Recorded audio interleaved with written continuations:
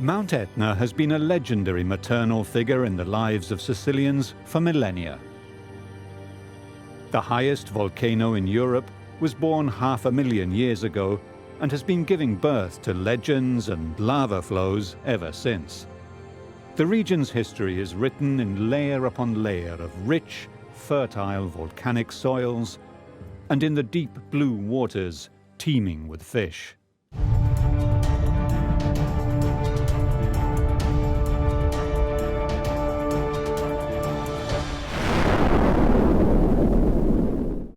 As the first sun falls across the flank of Europe's largest volcano, the city of Catania awakes. The fish market comes to life. The rich waters and fertile soil are gifts of the mountain that dominates the city. Etna is more than a volcano for the people who live in its shadow. Many look at the summit of Etna and think that Etna is far away, but the whole city, all of it, is built on the volcano. Everything that is produced on Etna is the produce of a special land, a different land, a unique place that is inimitable. That's why its great generosity is seen as a motherly embrace. On the 1st of November, we had one of these, boom! And then the magma underneath decompressed, and that led to the eruptions in December. December 2015. Spectacular clouds of ash and jets of molten lava make the news worldwide. Etna is erupting again. The erupting crater is the highest and widest, known as the Voragine. Every time the mountain erupts, it changes, and experts of the Catania branch of the Italian Institute of Geophysics and Volcanology must go to the top craters to take key measurements. They make the trek regularly, carrying sophisticated equipment to gain a better understanding of how this unpredictable volcano works. Today, a team will brave the biting cold winds and ice to measure the new heights of lava cones and ash deposits. So what we experienced today was quite typical, very severe mountain conditions. So one thing about Etna is that maybe more than being a volcano and a very active volcano, very dynamic and fascinating volcano, it's still more a mountain. And the thing about Etna is that it is a mountain which stands all alone in the middle of the Mediterranean Sea. 5 craters occupy the summit of Etna. They are the central Voragine, and to the south, the Bocca Nuova, or new crater, and then, respectively, the northeast and 2 southeast craters. The team has to climb to the very top. Using state-of-the-art GPS measuring systems, they step gingerly around the recently erupted crater, the main crater of the volcano, to measure the new positions and heights of the cones. We did not yet have an idea about the accumulation of material around the crater that's called Voragine, the big mouth, during the eruptions of December. So we see that the rim of that crater has been raised by the accumulation of material that fell back onto the rim. You can see it from different directions. You can see that it's virtually made kind of like a cone around this crater, and we went with a high-resolution GPS there to measure determined points, and we will compare them to previous digital maps and see how much has been accumulated. And then we can tentatively also say how much material, how much volume has been deposited there. The craters on top of Etna change with every eruption, as lava and ash swirl around them. Millions of cubic meters of lava flow out of the craters and change the landscape until the next eruption. The mountain literally swells and shrinks by centimeters at a time, as this animation from the INSAR satellite shows. Well, the amazing thing is that before the voragine was quite a deep pit. And then there was a sort of a rocky septum, a low wall, which in the past was much higher, which separated the voragine from the Bocca Nuova behind. And now these two things are one. Because all the material that's been disgorged from the voragine has entered the Bocca Nuova and filled it up by many tens of meters. The Etna system covers 1,190 square kilometers. The mountain is 3,329 meters high, but this can vary, and also has some 250 cinder cones on its flanks, some of which are so large they would rank as volcanoes themselves elsewhere. But on Etna, they act as lateral vents for gases and lava, like safety valves. Each of these craters and fissures presents its own risks for the population. Mostly slight, but over the centuries, at times cataclysmic. But this mountain began really to build in earnest less than 80,000 years ago, whereas the first eruptions were 500,000 years ago. Now, to make it relatively easy, you can imagine the margin of Europe or Eurasia. This is the boundary, and to the south of it is Africa. Okay? And Africa comes. Now imagine the line is here, imagine the line. Africa comes against this line. This part is oceanic and goes into subduction. This part is continental and bites into continental crust, which means that this goes faster, and you see how between the two it is kind of ripping open. The spectacular view from the summit includes not only the city of Catania, but also the fertile plains below, where Etna's rich soil and microclimate makes for prime agricultural terrain. Orange groves and olive orchards are abundant here. Vineyards are also producing Etna wines of origin on the terraced slopes of the volcano. Over the centuries, the towns and villages built on the slopes of Etna have been threatened by lava flows from the top of the mountain and from fissures and craters in its flanks. But it is the lava tunnels that pose the greatest menace. So what does the lava do? It cools at the surface, it forms a crust, which already starts protecting the lava from heat loss, allowing it to flow farther. Then it starts building maybe a channel. So also on the sides it is protected from heat loss, and sometimes it completely freezes over so that the crust becomes rigid and stops, and underneath the lava flows through a tube where it is almost entirely protected. And if this lava flow is capable of building itself a lava tube system for many kilometers, this happened in 1992 near Zafferana.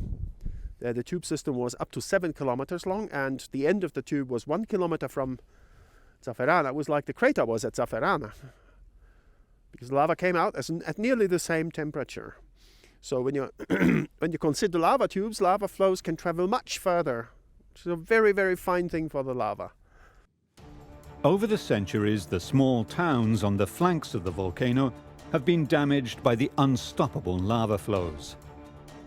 In 1169, the lava flow reached the sea at Aci Castello and Ognina, while more recently, in 1928, the whole town of Mascali was razed to the ground, offering the fascist government an opportunity to consolidate its popularity by rebuilding it. Over the last 50 years, however, the volcano has become even more active, as the locals can testify.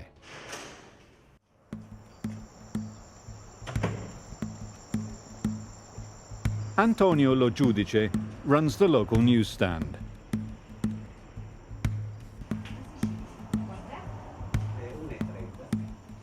Like almost everybody in the little village of Lingua Glossa, he has a story to tell about life under the volcano. Appena siamo arrivati e abbiamo visto. As soon as we arrived, we saw the 5 erupting craters, and a liquid lava was coming out of them. We couldn't get very close to them because they were burning hot, and they erupted continually, this lava. Che eruttavano continuamente questa lava. Sicuramente si sente la presenza del vulcano. For sure you feel the presence of the volcano in the villages of Lingua Glossa and Piedemonte, but my friends and I have got used to it, even to the eruptions, which have become quite frequent. The thing that scares me the most, because there's no escape, are the earthquakes. But for the eruptions at least, there is time to get away. Però per l'eruzione diciamo che c'è tempo di scappare. Katia Policino is a waitress at the local hotel and remembers the devastation of a later eruption that destroyed Etna's only cable car. Non capivo la gravità, diciamo, della situazione, ma alla fine appunto era perché era iniziata un'eruzione abbastanza... We all went out, but I didn't understand the seriousness of the situation. And it was because quite a serious and powerful eruption of the volcano had begun. Another thing I remember is that a couple of days later, after the eruption ceased, my parents took me up to the place the eruption had burned out. But I remember that everything was in ruins. All the buildings that had been there, hotels, bars, houses, shops, was all destroyed, desolate. It was all black, and the volcanic stone was still smoking. Ricordo questo tutto nero e le pietre ancora, diciamo, le pietre vulcaniche ancora con il fumo. The inhabitants of the towns and villages of Etna rely on the local volunteers, civil defence and fire brigade to lend a hand to protect people and property. Down in the city of Catania that lives under the shadow of Etna, the 500 members of the local fire brigade are ready to swing into action at any time there is a threat to people or property. Their commander, Giuseppe Verme, is inspecting the operations room. The volcano emits ash and lapilli, so we are often called to deal with some inconvenience, not necessarily danger for people. For example, communications with the airport might be interrupted, as this material falls on the road, creating problems. It can erupt, and over the centuries we have seen many eruptions. These have threatened inhabited areas or agriculture, the plantations that exist in the area around the volcano, and they can cause earthquakes. Between 1991 and 1992, townspeople from the village of Zafferana and surroundings joined forces with the fire brigade and army to divert a lava flow that threatened to destroy their village. At first, they built simple barriers, but the lava swept them aside. Then they tested a new strategy against the lava tunnels and used explosives to blast through them, creating new artificial channels for the molten lava to flow into. 7 tons of explosive were used to break the main channel, to blow up the main channel. And the goal was to block the channel after the explosion by dropping steel tank traps, chained together and chained to a rock, together with cement blocks, using diggers. These tank traps and chains held together long enough to block the tunnel and enable the deviation. So it was a success. Queste catene, il tempo che stettero assieme, riuscirono praticamente alla fine a tappare, e quindi fu un successo. In 2001, a lava flow from the southeast crater destroyed the cable car station, with the fire brigade building dikes to hold back the lava. In 2015, the most violent explosions yet occurred at the very summit of the mountain. Finally, on the 2nd of December, we saw the activity of voragine started increasing. In the morning of the 3rd, there was a very, very powerful paroxysm with lava fountains up to 3,000 meters tall.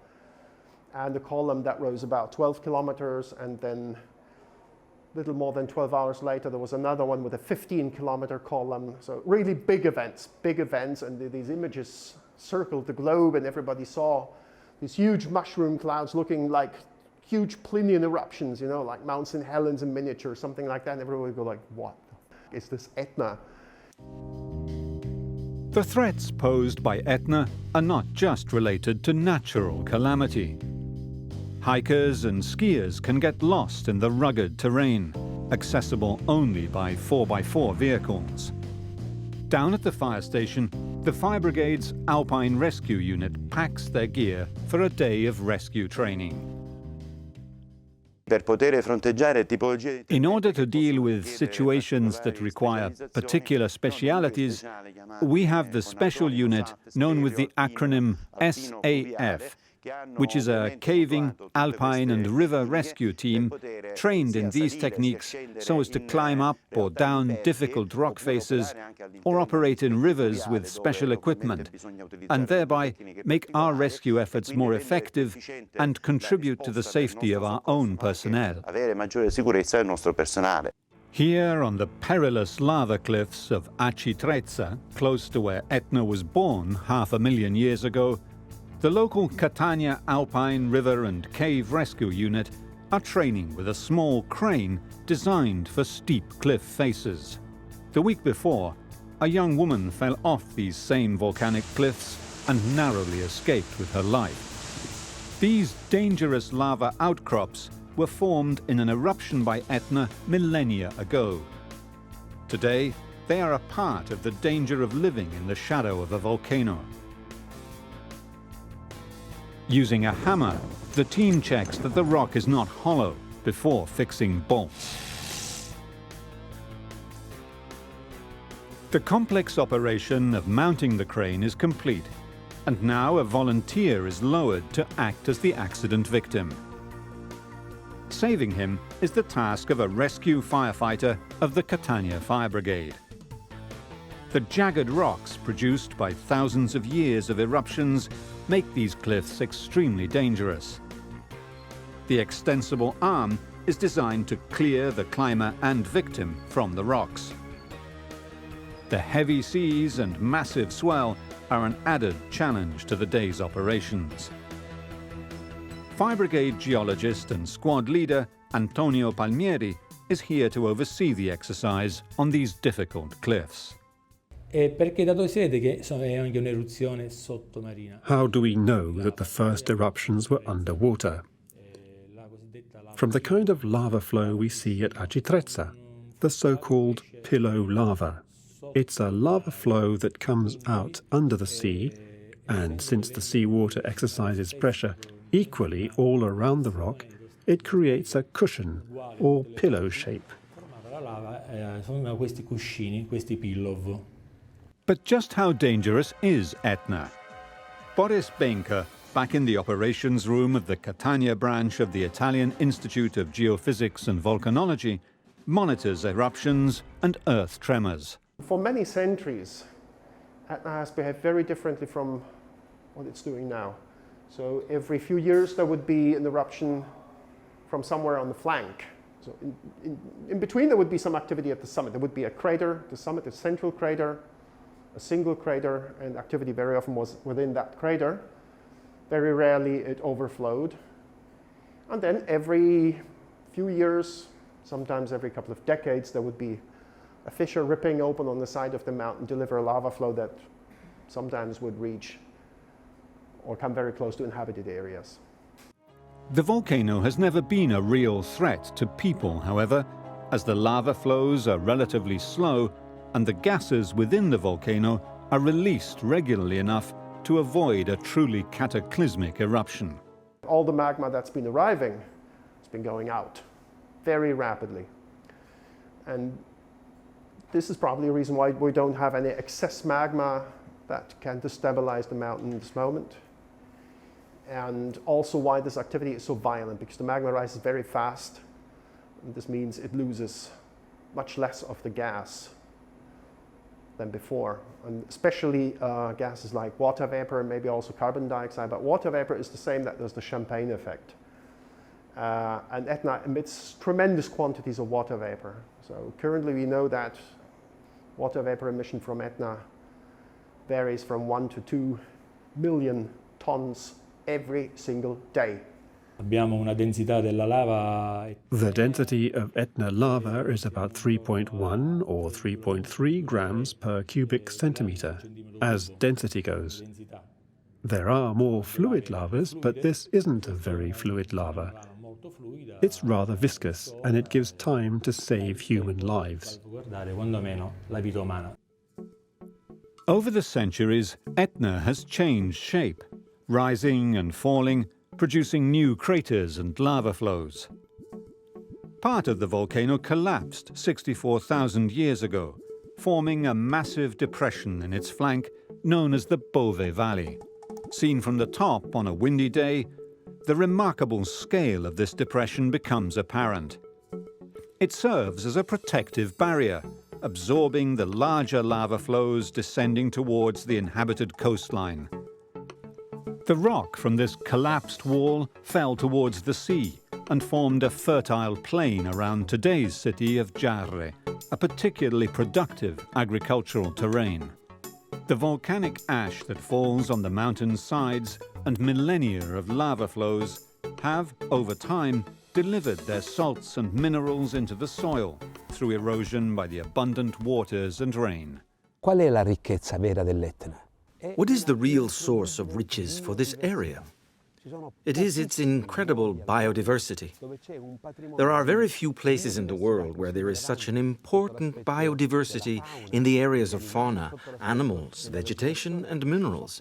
The smoke, the ashes of Etna, are an incredible natural fertilizer. Uno straordinario concime naturale.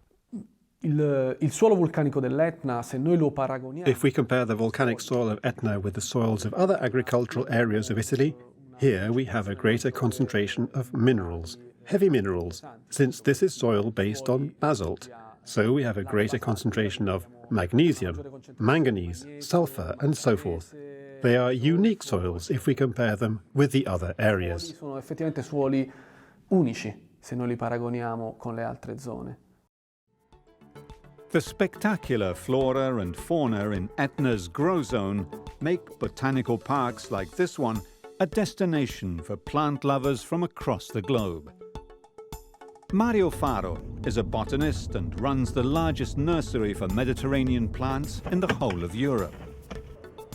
The family business has been built in the plain of Giarre, on the debris produced when the Bove Valley was formed. Tropical and subtropical plants grow here abundantly. We are in Europe's largest nursery of Mediterranean plants, at the foot of Europe's largest volcano. These are Camerops humilis Etna, a variety selected by our nursery that over the years proved to be perfectly suited to the climate of our volcano. And in fact, this variety originates only and exclusively at the foot of Volcano Etna. The seeds of Camerops humilis are cultivated specifically in the fine volcanic sediment of Etna before being exported to households across Europe. The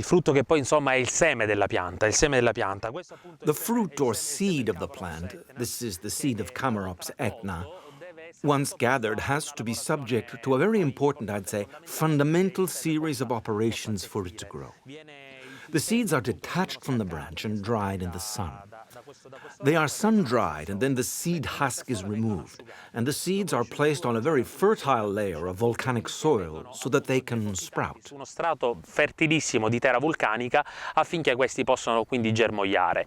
The area around Etna is famous for its blood orange groves.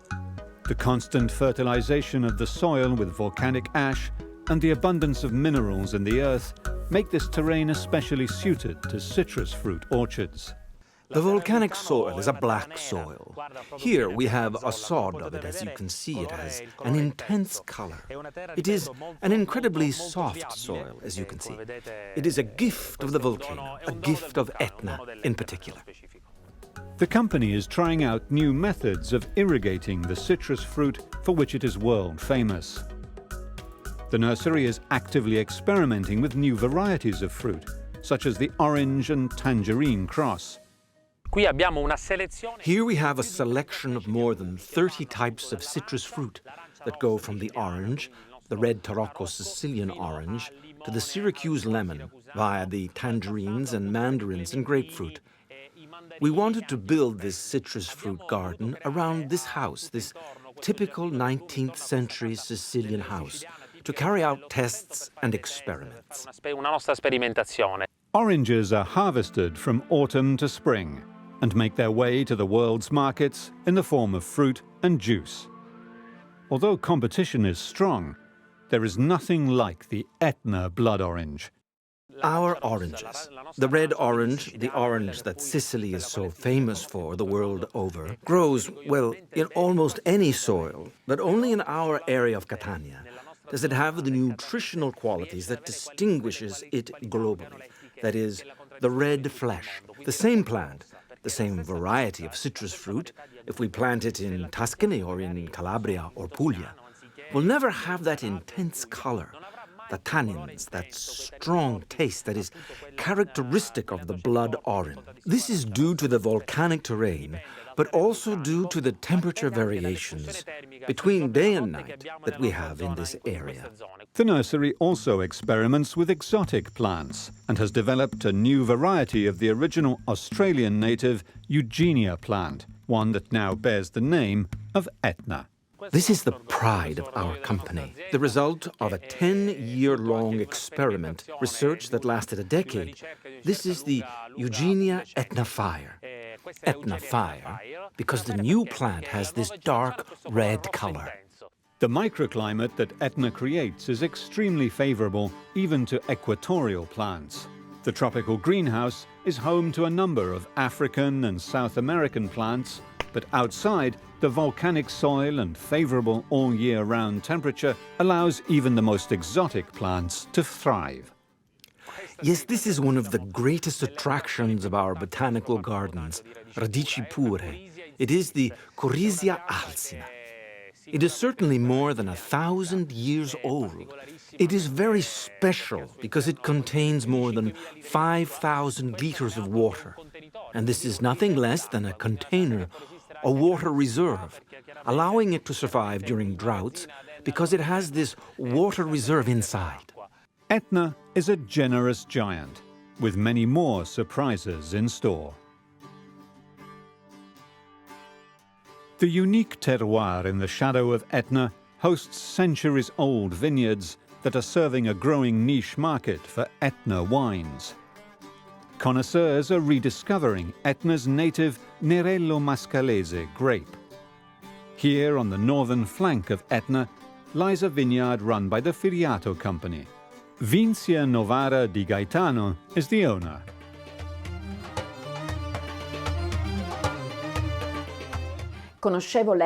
As a Sicilian, I knew Etna. I couldn't not know this amazing place. But getting in touch with this world, because it is a world of its own, a micro-world, made up of so many things, so many incredible factors, which make up the whole complex volcano itself, that was not only a splendid thing, but also something that I discovered day after day. The wines of Etna have gained in popularity recently, rediscovered by mid-range distributors in Europe and North America. Here, at Cava Nera Etnea, 2 ancient wine presses have been restored. The volcanic rock the vats have been built out of is perfect for keeping the grapes at the right temperature and does not alter the grape juice in any way. Count Federico Lombardo is the enologist who manages the estate. Firiato decided to come and grow wine here on the slopes of Etna because it was searching for an extreme terroir. We wanted to grow wine in a mountain terrain, and above all, we wanted to grow wine at the foot of a volcano, so Etna was the obvious choice. The family has also rediscovered the original grape variety originally grown here before the great phylloxera epidemic which struck Sicily in the early 1900s, killing off swathes of vines and leading eventually to the cultivation of French grapes. Here, however, these vines have survived, showing the curious habit of Sicilian farmers of propagating the vine by planting a living branch into the soil, which eventually makes another plant. Firiato found an ancient vine on this side of Etna, one that was hundreds of years old, that existed before the arrival of phylloxera on Etna.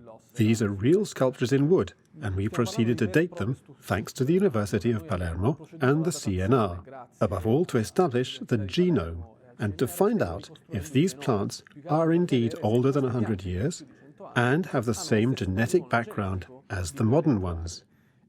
We continue to grow these wines because we believe that by doing so, we continue the tradition, the culture and the anthropology and above all the wine culture of this area. The proximity of the volcano and the unique climate of this area are the key elements that give Etna wines their unique qualities. Despite the rainy day, the climate is ideal for fine wines. The Etna wines have a strong character. If you taste them along with other wines, they stand out immediately for where they come from and for the fact they're grown on a volcano. That's because the soil here is very rich in minerals. As far as red wines are concerned, we have extremely elegant wines with a fine level of acidity and a tannin structure that allows it to survive a long time in the bottle. An ancient lava front with petrified trees is still visible, and with every rainy day dribbles its minerals into the soil. Wine growing on Etna allows us to take advantage of two fundamental factors. The first is that the wine is grown on a mountainside between 650 meters and 1,000 meters in altitude. And on the other hand, the latitude is very low, which means if we compare the latitude of Etna with the latitude of, let's say, central Italy, we have, as a result, about 1,000 more hours of sunshine, an enormous amount. The autumn colours of the wine harvest in October of every year show off the richness of the earth on the northern flank of the mountain. Another variable is that Etna is volcanic soil, so we're talking about an extremely young soil if compared to other European wine-growing areas. Here we have a soil that varies between 20,000 years of age and a very young soil that's only between 300 and 400 years old. On top of that, Etna is constantly active, and that means that the soil gets constantly renewed. Olive groves also thrive here on the northern side of Etna. Here at 900 meters altitude in the heart of the Mediterranean, the extreme range of temperatures between night and day is favorable for olive farming and oil production. La nocellare etnea era importante ed è importante tutt'oggi. Nocera etnea is important because it grows in this terroir that has a very particular climate. The wide range of temperatures between night and day, as much as 20 degrees, and a late harvest in November, a late ripening, allows this fruit to be used in two different ways, either as table olives or for the making of olive oils. Per la mensa, come quindi frutto da tavola, sia per la produzione dell'olio. Just as Etna's wines are finding new markets, its oils are increasingly gaining attention from connoisseurs. L'olio è un extravergine di oliva. It is an extra virgin olive oil. It is processed, preserving all its nutritional qualities, pressed cold without filters, and it is a particular niche oil. Ed è un olio, in particolare un olio di nicchia. While the volcano is to be thanked for the fertile soil on and around Etna, it also helps water quality in the sea below. Despite shrinking catches, fresh swordfish find their way into the market. Mackerel, rockfish, mullet, sea bream and bass catches, not to mention squid and octopus, are still abundant.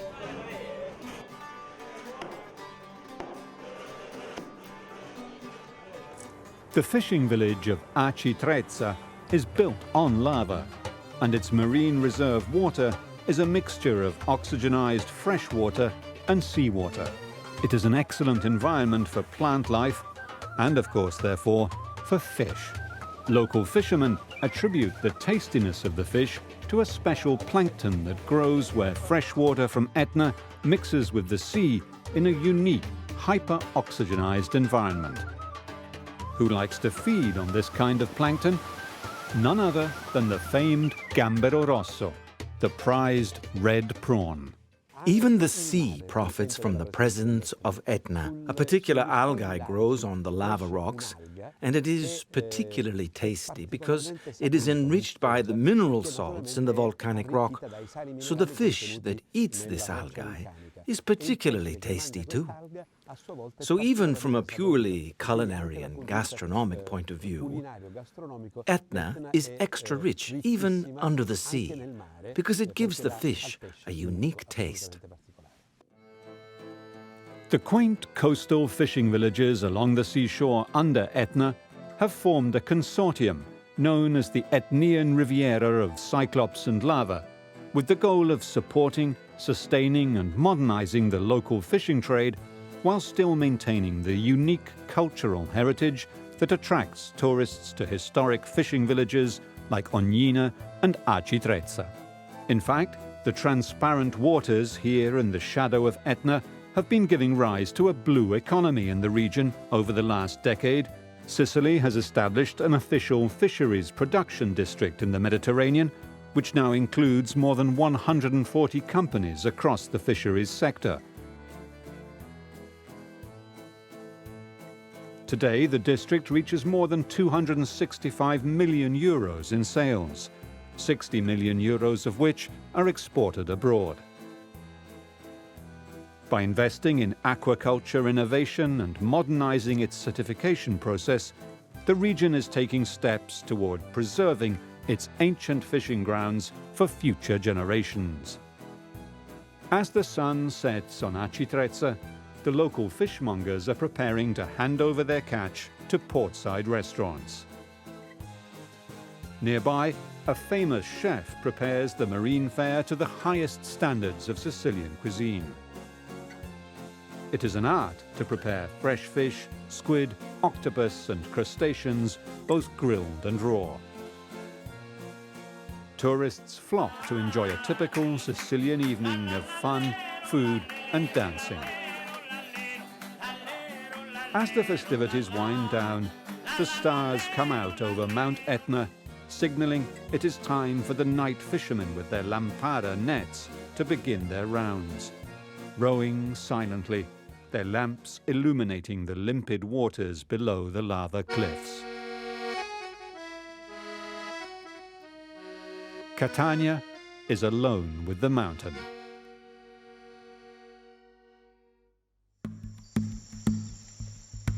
The city of Catania and its ancient castle were built using the abundant volcanic basalt rock. But in April 1669, the city paid the price of proximity to Etna. The Benedictine monastery that stands to the north of the city still bears the scars. The lava flowed around the city and filled up the castle moat, but left the building intact. The last time Catania was destroyed by an earthquake was in 1693. The newly built city was a Baroque city, and the unique characteristic of Catania is its two colors. The construction materials are the white stone of Syracuse, but above all, the black stone of Etna. The city is an amazing mosaic of black and white. The amazing archaeology of the city shows off more than just rock. The Roman amphitheatre and the Byzantine baths are signs of the wealth of the city in ancient times, although much of their stone has been recycled as ready-made building material over the centuries. Here at the Greek theatre, built out of volcanic rock, water flows from under the mountain and is channeled through the foundations of the building. The Greek theatre was adapted by the Romans, and the cistern-like structure still supplies the city with water today. Yet the Roman amphitheatre here was completely covered by lava in April of 1669. The city grew up around it, and today only a part of it can be visited, through an underground labyrinth of tunnels that extends far under the apartment complexes above. In the heart of Catania, the construction of the metro, 17 meters below street level, has exposed ancient lava flows. It's a rare glimpse of what's underneath the city that lives under Etna. Unsurprisingly, there is also an abundance of underground water that flows from Etna. And that has presented the city's mayor, Enzo Bianco, with a number of engineering challenges.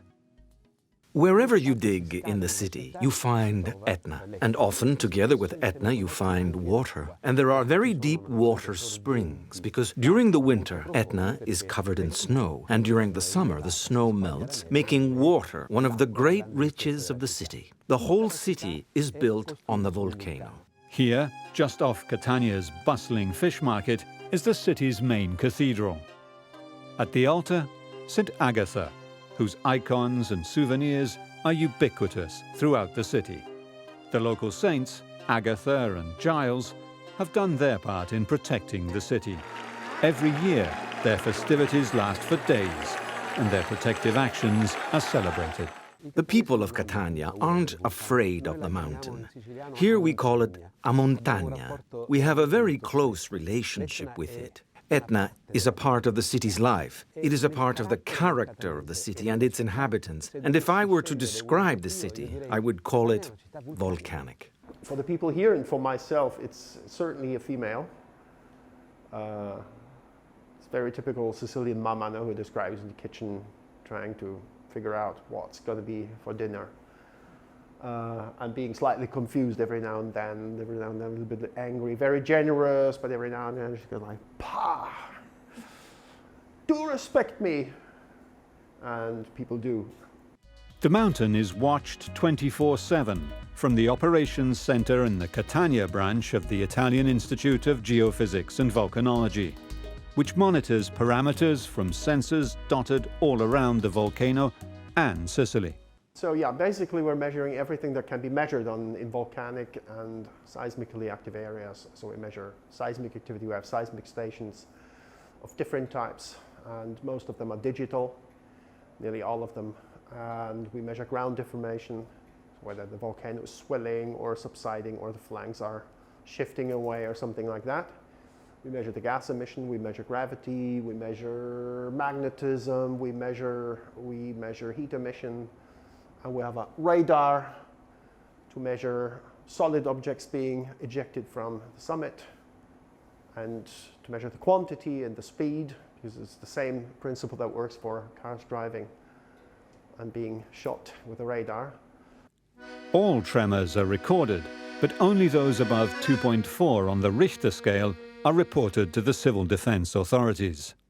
Whenever there is a seismic event that is considered by our automatic system an earthquake. It's not always an earthquake, but in most cases it is. So when it's considered to be an earthquake, the system, the software calculates the location of the earthquake, so the epicenter and the depth, in this case 17 kilometers nearly. The magnitude, which is very low in this case. And it also shows us the names of the stations which have recorded, which have been used to calculate. The mountain has given rise to countless legends over the millennia. It is the mythical home of the god Vulcan, inventor of fire. And one of the many lava caves on its flank is said to be the home of one-eyed Polyphemus, blinded by Ulysses in Homer's epic The Odyssey. The mountain still inspires mystic feelings among those who live here.